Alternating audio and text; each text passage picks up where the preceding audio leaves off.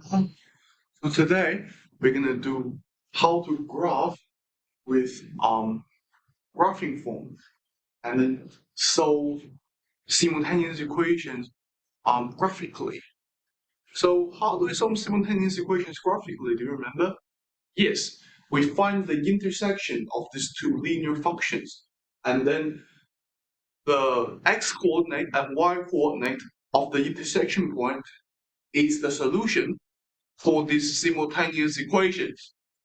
So let's consider the simultaneous equations. So you got y equals 3x plus 1 and y equals to x plus 2.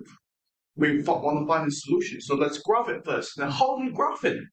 Uh, so when we're graphing a linear function, so when we want, so basically a linear function is a straight line. So when we want to look at a straight line, how many points do we have?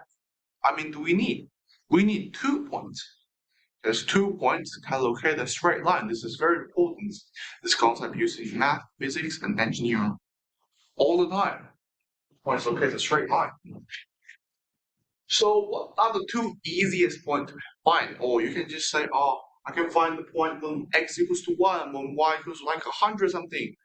But that just makes your life harder because it's harder to calculate.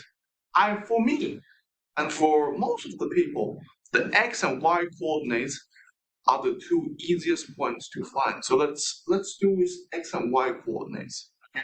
I mean not x and y coordinates, x and y intercepts. X and y intercepts are the two easiest points to find. So let's start. So remember how to find the x-intercept? Well, it's easy because we're just gonna set the y value to 0. Why is that? Because think about this. What does x-intercept mean?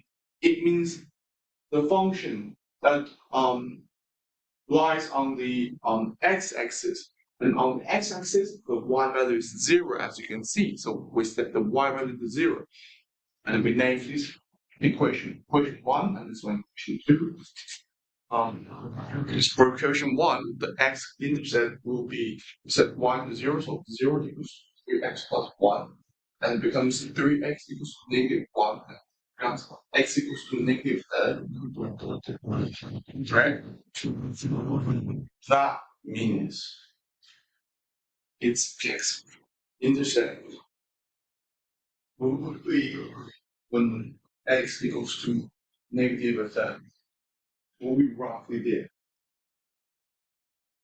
And what is its y-intercept? Or y-intercept is even easier, which is set the x value to 0. And what you can notice is that y equals to 3 times 0 plus 1.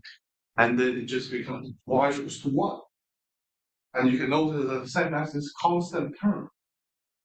Well, constant just means number, it doesn't have unknown, it's constant. It's constant.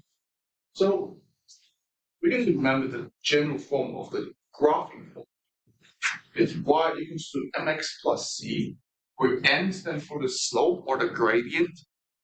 It represents how steep the function is. So the greater m is, the more steeper the linear function is. And then c is the constant or the y-intercept. So whatever the constant term here for linear function, it's always this y-intercept. You're gonna be aware of that. So where should it be? Y equals to y is like roughly there, doesn't it? And then we join these two lines together with a straight line.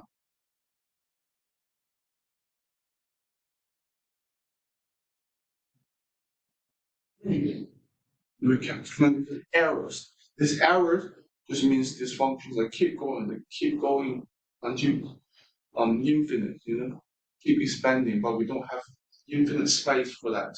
So we draw arrows to represent that. And then let's move on to the second one. Y equals to x plus 2 is even easier. That's usually right. So easy. We're finding the x-intercept first. That means we set the y value to 0, so it becomes 0 equals to x plus 2. Becomes x equals to negative 2. That means should be somewhere roughly there. And then we calculate its y-intercept. It's just this constant from here, only 2, isn't it? It's roughly there. Then it kind of gives a straight line.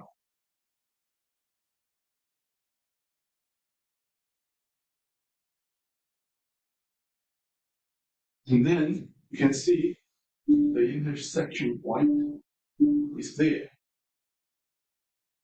Even when this graph is not drawn to scale. If it's drawn to scale, you can read the x and y coordinate of this intersection point directly from the graph, and you will know it.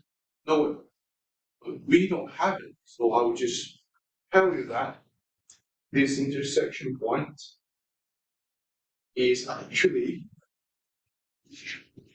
1, 4. This is like roughly here. This is roughly 1. This is roughly 4. This is 2 here.